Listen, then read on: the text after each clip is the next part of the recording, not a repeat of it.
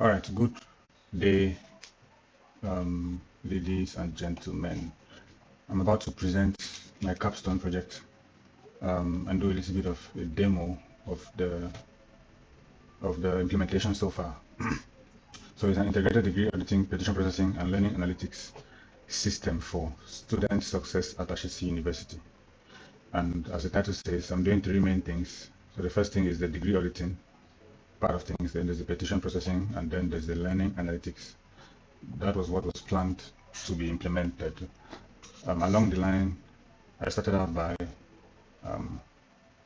doing some Figma designs for the system. And the Figma designs went through a lot of iteration with the supervisor and some of the users. So just a brief overview for a few seconds. This is the degree auditing user interface design. This is all in Figma, by the way. The degree auditing user interface design, how I planned it to be like. And this is the petition processing design. Students select a petition and they can fill the petition form, they can submit and all of that. And then this is the petition processing admin side, where the admins who are responsible for reviewing the petition can log in and see the petitions awaiting the review, see what's approved already. You can see more details about the petition and view the student's academic plan, which takes them to this. This is the student's 4 years plan and all of that. So this is a summary of the user interface design for the degree auditing and the petition processing, and then this is the UI design for the learning analytics part of the system. All right. So the journey began by me having to go through the Ashesi catalog,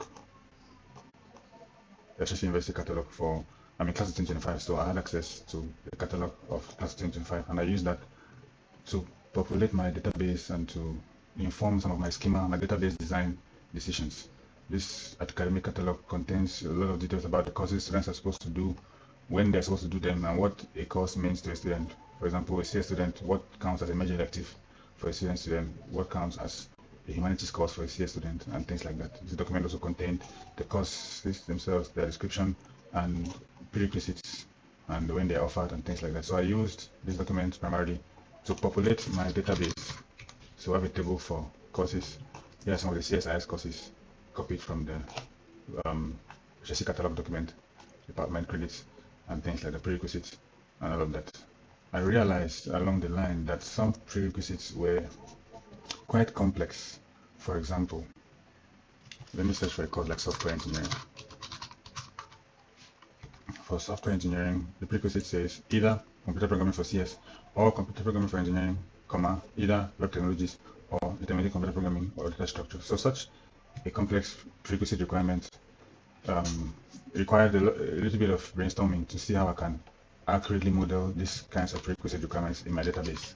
So in order to handle prerequisites, first off, I included the entire prerequisite text copied from the catalog as it was. So this was software engineering. And then I created a prerequisites groups table. So by the way, this is like the seed data, or the data that's going to be pre-populated into the database about the system gotten from the catalog.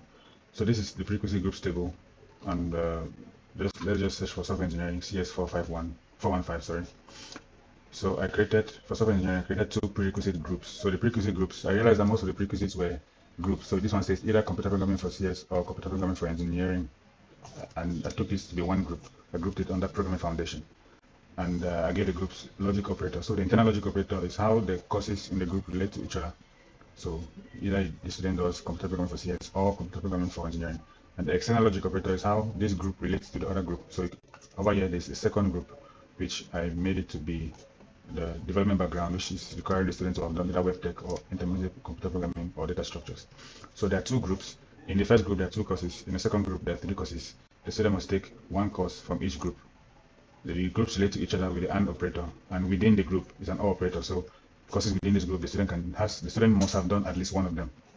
So this is the prerequisite groups table, and then there's the prerequisite courses table.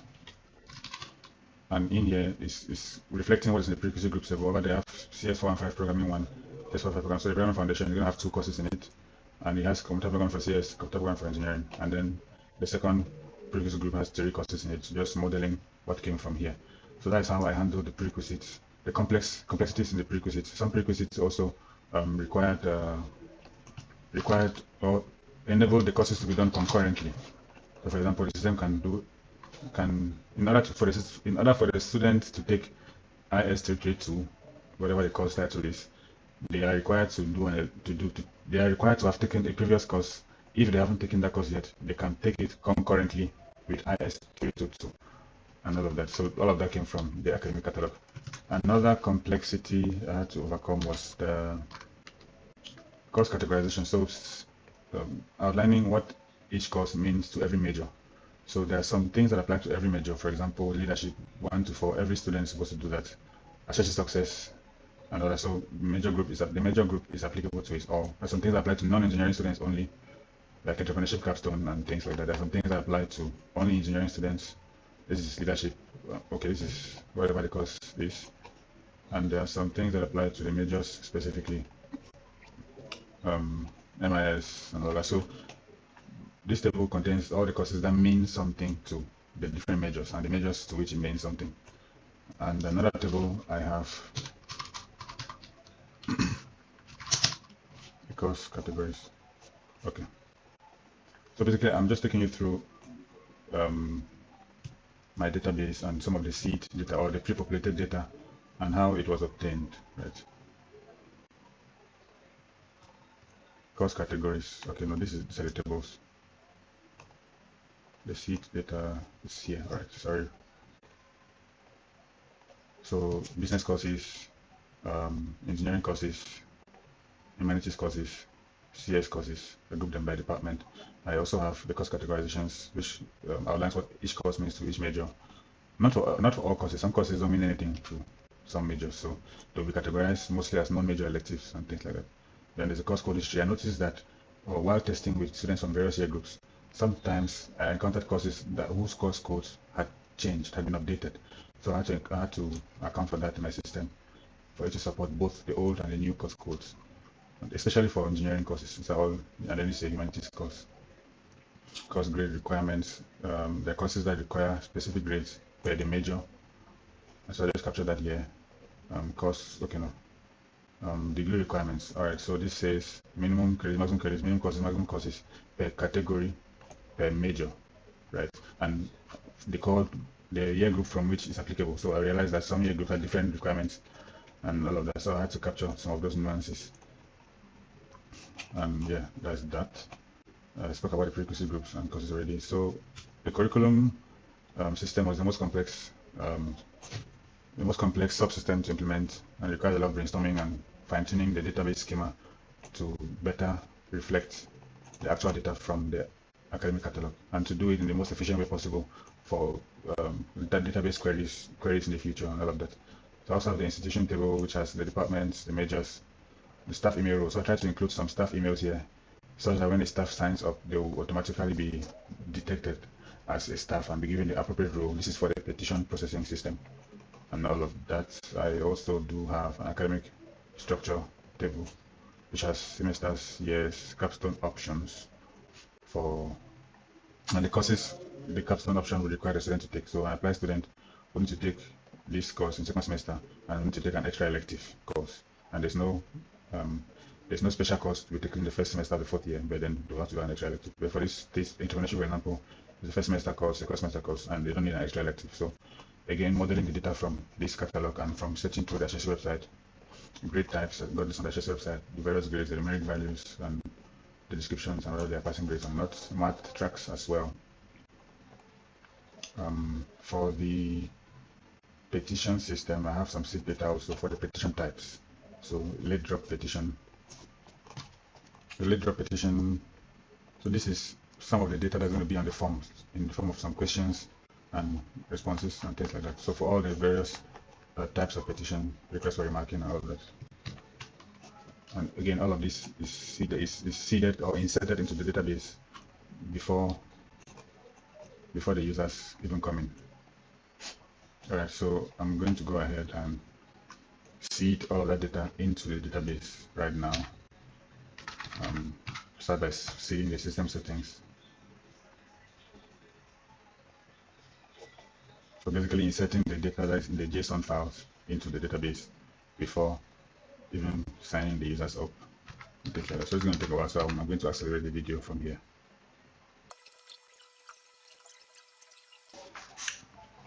Great, so the curriculum has been seeded successfully, and that was the last table, sorry, that was the last group of tables to be seeded. And we can now proceed with running the website and seeing it in action.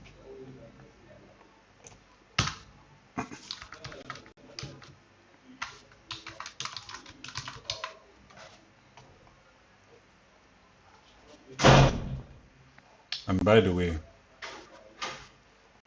my database is a PostgreSQL database, and I'm using pgadmin to interact with it. So far, I have about 41 tables in the database so far, and some views and things like that. I can interact with the database from here. You can see the various tables and perform activities on the database. So as you can see now, a lot of the tables are empty except the ones which were populated by the seeding process, or the seeding process that we just went through. The code is now running in localhost. So this is it. Student Petition Center. Let's have a dark mode for those who love dark mode. So let's just attempt to connect to it and log in. All right, I have to sign up first. The system is not connected to an Ashesi database, so it doesn't have record of the student's email and password, though that would have been the ideal solution, such that the students can just log in with their Ashesi email and password as though they're logging into the Wi-Fi. But then my system is a separate system, so we have to sign up. But of course, it requires the student to use an Ashesi email, so I can't use my Gmail to sign up.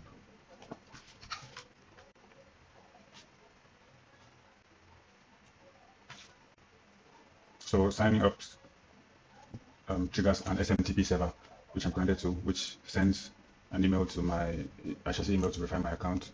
I'm using resend as my SMTP server. This was just sent like less than a minute ago to verify my email address. So I would have to go to my Ashesi email account.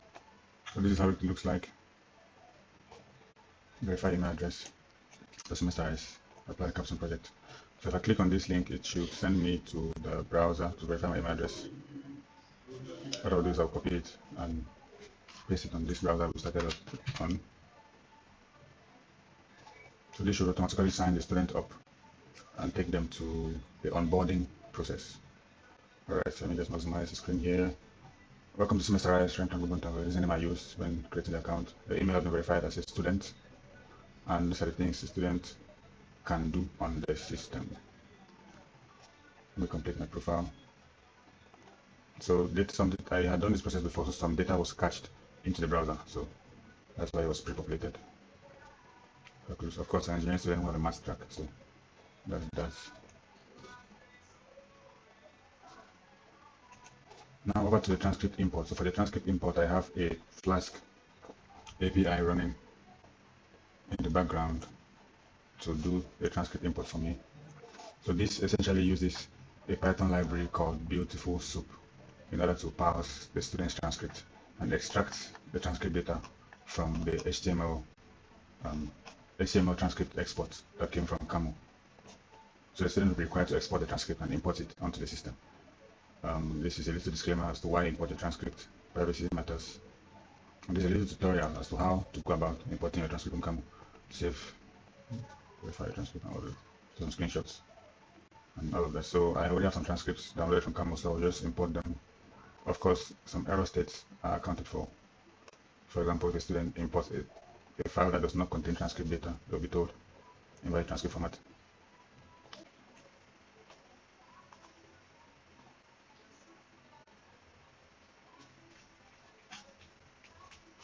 So it analyzes the data from the transcript, detects the math track caption option, and all of that fun stuff. And now it's mapping the student's courses to degree requirements. So here is just to see what is happening on the database, performing some queries, selecting from tables and updating and deleting things. So essentially checking among all the courses that the student has done, what categories do they fall under? And what categories are still left unfulfilled? What courses the student still has undone? And things like that. Checking from all the tables, the relevant tables, and the seed data that was previously populated into the database. Now, the student has to verify the data that was imported for consistency's sake. Just everything checks out. For semester 3 of 2023-2024, I noticed that CAMU saves semesters in this format, and semester 3 is usually a summer semester on CAMU. But then the peculiar case of the accelerated year last year, semester 3 on the transcript wouldn't signify a summer semester, it was going to signify a normal regular semester. And then other inconsistencies as to how CAMU saves the transcript. You know, this is my first semester at Ashesi, but it names it semester 2 rather than semester 1, so it can be confusing. So I wrote an algorithm to extract the CAMU transcript, the dates, the semester name from the CAMU transcript, and map it to a program year and a program semester. So this semester represents my first year, first semester, not my second semester, and so on and so forth. But then the algorithm works just fine, but then I decided to include this verification pop-up just for students to double check if everything checks out, and they can mark some semesters as summer semesters if it was actually a summer semester from CAMU, but it was not. Yeah, my algorithm failed to recognize that. So everything checks out for this and this, so I'll just continue. I'm going to finalize the plan and take me to my dashboard. Updating my stammer mappings and all of that. So again, it's performing some queries on the database. So yeah, it says transcript imported successfully, and it takes me to my, this is the dashboard. So this is a year-by-year plan, and you can also see a category view, which is going to show the course by category. So the liberal arts course is 12% out of 16, 76% done, and these are major requirements to the courses that have been done so far, and all of that. Humanities courses, computing, business courses, and the percentage completed in each of them, and things like that. This is the year-by-year plan. Right off the bat, the student can see the degree progress, courses they need to retake, and then courses left. So you can see I need to retake finance or non-finance. It's a 1 credit course, and then I need a non-major elective. So the system doesn't automatically place any non-major elective course here. It places a placeholder rather, so telling the student that they need a 1 credit non-major elective course. Same for major electives also. Alright, so these semesters are locked, as you can see here, because they're imported from CAMU, and the student can't edit anything from them. But if they hover over the course, they can see a little bit of statistics about this course. So this successfully completed with a grade of A. This hardware, for example, failed with E grade, minimum of D plus required, retake needed, right? I hope you can see very well. Okay, so now this is a degree auditing system, and the whole point is to help the student have an accurate plan for their degree completion at Ashesi, such that they're never left in the dark and they know their next steps, and all the courses and the categories they're meant to do are accounted for. So here, what just happened is the courses for the completed semesters were imported from CAMU, and now the student can plan for their future courses. As you can see, the student has 13 courses to retake. Obviously, they also stay at Ashesi for more than 1 year, so they can add a new year to their timeline, or they can plan for this particular semester. So clicking here to add a course, loading available courses, what is it doing here is it checked in the database among all the courses, and it checked the courses that the student still has to do. It also checked the prerequisites that have been fulfilled. It checks the course availability for the spring semester. Taking all that data into consideration, it generated a list of courses that the student can take this semester. Check based on the courses availability in spring semester, based on the prerequisites the student has fulfilled in the past, and based on the courses the student is allowed to retake. So for example, if the course is passed with a D plus, you can retake it. Yeah, I saw some of those rules in the Ashesi website. So taking all that into consideration, it generates a list of courses the student can add to this particular semester. So that's done that I can search, perhaps this semester I want to take hardware, I want to take linear algebra as well. And as you can see, they're flagged as compulsory retake. Alright, so let me add those 2 courses into the spring of year 4, sorry. So you can see it's warning the student here that hardware is typically not offered in spring semesters.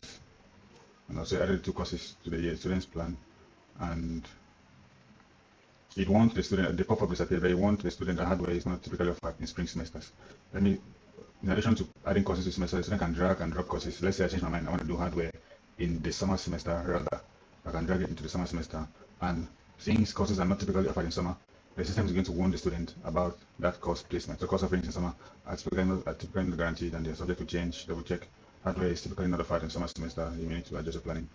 So all of these checks are performed by the system as and when the student is planning for courses, adding courses, and things like that. So let's say I add a new here, and I can keep adding courses to the semesters as I please. So let's say I want to take an elective, because I saw that here I require, among the courses left, I require one non-major elective. I want to take an elective in year 5, fall semester. But I don't know the exact elective. If I knew the exact elective, maybe I would have taken an Africana course, African literature or whatever. I could do this if I wanted to, but let's say the student is not sure of the particular elective they want to take, so you can come to elective placeholder and select the type of elective, let's say add a non-major elective, and then the credits of the course if they are aware of it. So add placeholder, I'm going to add an elective placeholder course to fall year 5. You can see here that it's warning the student that this extends the student's plan beyond the recommended 4 years. Please consult with the academic advisor, and added the elective placeholder to fall year 5.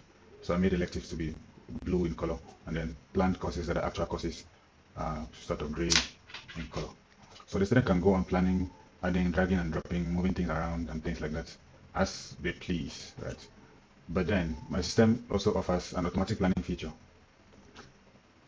So this will generate an optimal plan for the degree based on the remaining requirements. It will replace all the already planned courses with a new plan. Completed and failed courses will not be affected. The plan will aim for a balanced credit load of so for the Ashesi policy, maximum 5 credits.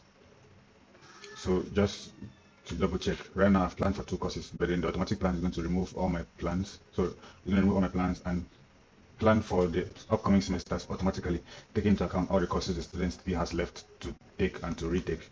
And it's going to place all of them adequately based on prerequisite fulfillment and based on course availability and all of that. So let's go ahead and generate the plan. So again, just to give you a view of what's happening on the database right here. Actually planning, I think I can show you the actual function that is being, okay, it's already done. So let's get back to it. So this is the message that came: successfully added 13 courses to your plan across 3 semesters. 6 of those courses are courses you need to retake. 4 are elective placeholders that you need to replace with actual courses if you know the actual electives you want to do. So I made sure the messages were very clear and easy to understand and all of that. So as you can see also, there are no more courses left. All the courses, the credits have been accounted for. If you click here, it says this plan meets all the degree requirements, you are now on track to graduate and all of that. So let's check out the plan that my system created for the student.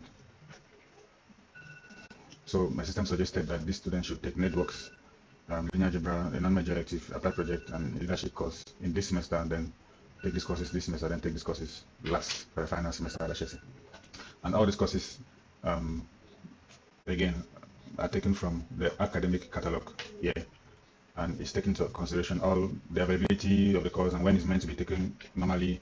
And since it's extending beyond the 4 years, it still respects all of the constraints like prerequisites and things like that. For example, to showcase something. So first of all, this automatic plan is modifiable. The student can decide to say, okay, I don't want to take a non-major elective in spring semester. What if I want to take a non-major elective in the summer semester? Rather, you can do that. You can edit the plan as they please. Again, it's going to warn the student about summer semesters, and the student can drag and drop the course as they want. So let's try to move COA. I think COA and hardware. Hardware is a prerequisite to COA. So let's try to move COA to be done in. So hardware is done in this semester. So let's move COA to be done before hardware and see what happens then.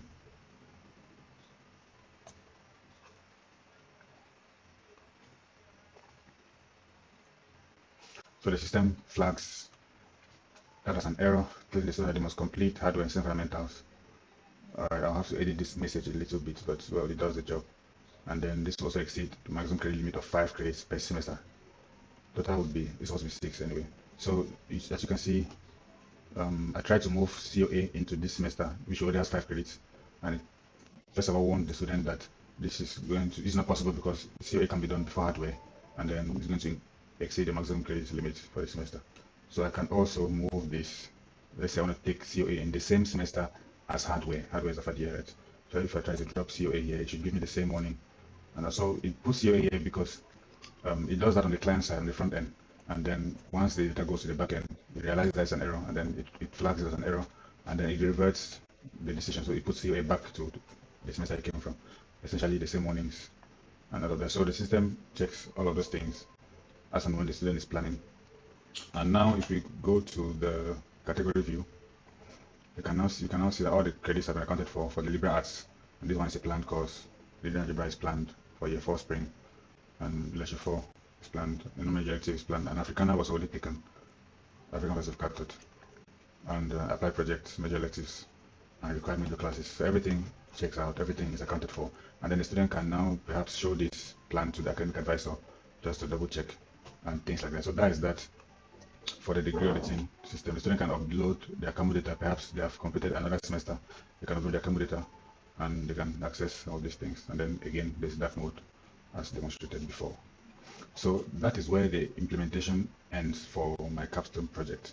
I explained at the start that I was planning to do 3 subsystems: the degree auditing, the petition processing, and learning analytics. So I was able to implement the degree auditing part fully as demonstrated. But then for the petition processing and the learning analytics, what I have is the Figma designs, as you can see here, and also the back end code for the petition processing. But I don't have anything to show for in the front end, on the front end side of things. So that's that for the project so far. Thank you very much.